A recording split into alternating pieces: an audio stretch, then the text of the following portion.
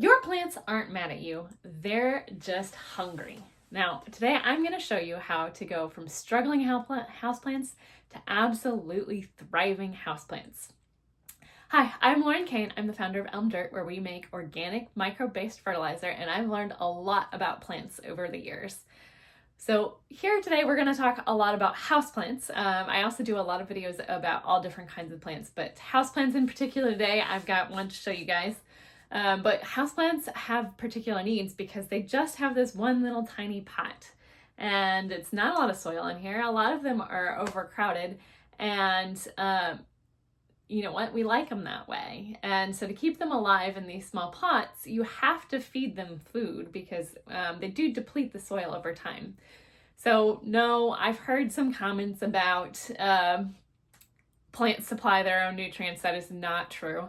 Nutrients come from the soil. Some plants will do nitrogen fixing, where they pull nitrogen from the atmosphere and put it into the soil, but those are very particular plants. And they typically are bean plants, and those aren't typically your plants inside. So most of your plants inside are going to be taking the nutrients out of the soil and using it in their growth. Now, not all plants need the same amount of nutrients. What nutrients do they need? Let's talk about that a little bit more. So NPK is typically what you'll see on a fertilizer. NPK stands for nitrogen, phosphorus, and potassium, and those are typically the nutrients that most plants need in the largest quantities. Now, notice I didn't say they were the only nutrients that plants need. No, plants need all sorts of different nutrients. Just like you take a multivitamin, plants need a multivitamin. They also like probiotics, and they like them in their roots. And so with probiotics for humans, they're in your gut. They help you do all sorts of different things.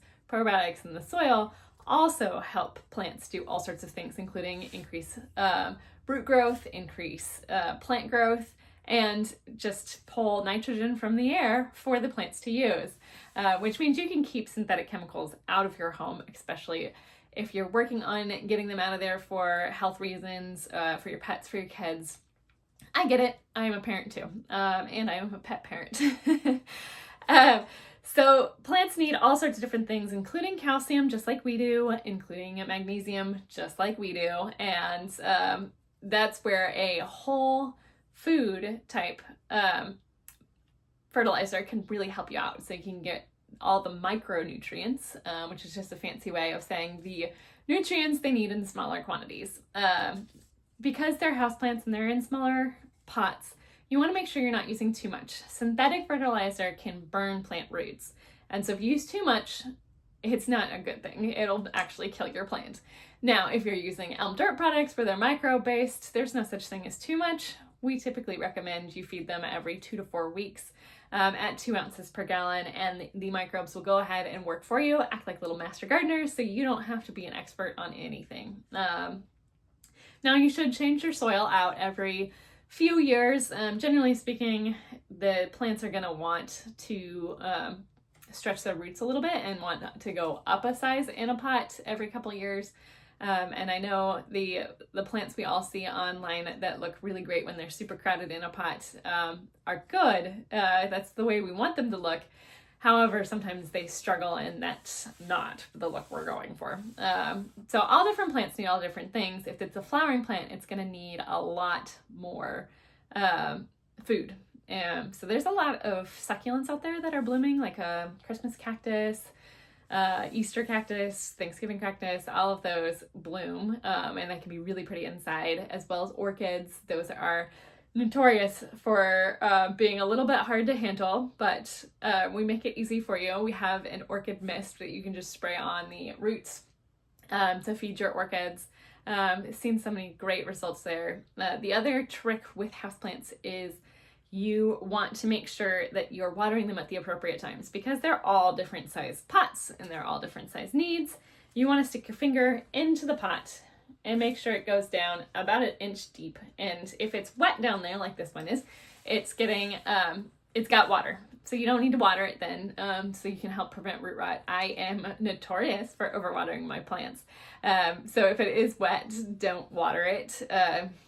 Watering it on a schedule is nice, but if you add a little more one week and a little less next week, maybe you're leaving yourself open for maybe some root rot or some dryness. So you want to make sure that you're watering it appropriately. This is a peace plant, and it's looking a little bit sad. So I pulled it up today to show you guys so you can see some of the common issues. So we've got like a brown and yellow leaf. Sometimes it's normal for plants to lose old leaves. Sometimes it's not. This one sits way too far from the window. So you can see that it is pointing its leaves towards the sunlight. If it could get leggier, it would get leggier. Peace plants are known for keeping themselves pretty short. So if this was closer to the window, it would be shorter, more compact. And then the other thing I wanted to show you guys is the brown tips on the leaves. So the brown tips on the leaves typically mean it needs more moisture, more humidity in the air.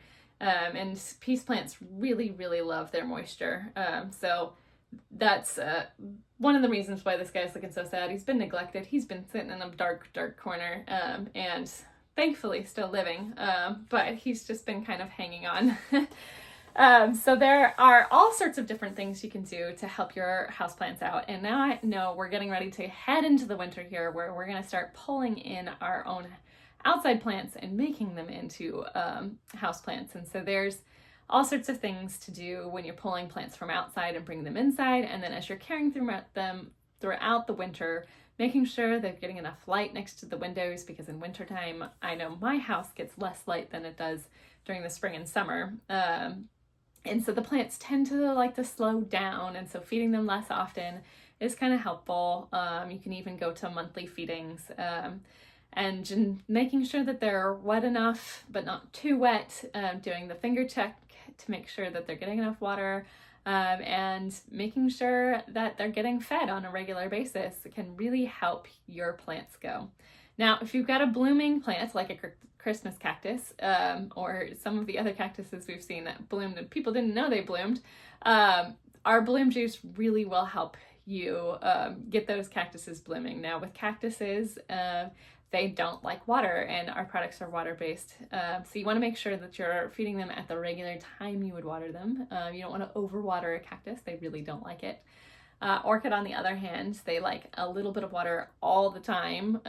So you want to water them with a little less water, but more frequently, because they're native to tropical environments, and so they like the humidity in the air as well. And then snake plants, which is super common, they also are pretty easy to take care of. If you neglect them, they tend to like that. But if you feel the stems of a snake plant and it feels not firm or smaller than normal, that would be an indication you need more water. And the same can go for a succulent as well. So I'm Lauren Kane. I am the founder of Elm Dirt, and I love to give gardening tips. So I have been filming some of our blog posts and some of our other posts that we have coming out on a regular basis, so definitely follow along. We've got our YouTube subscription. Subscribe here to learn more about how to take care of your plants. I will be posting almost all of the blog posts on a regular basis, but if you want to know more, feel free to sign up for our emails on our website, elmdirt.com, or you can find us on all the regular socials at Elm Dirt, and I will look forward to seeing your comments, hearing your stories, and if you have anything specific you want to see, let me know.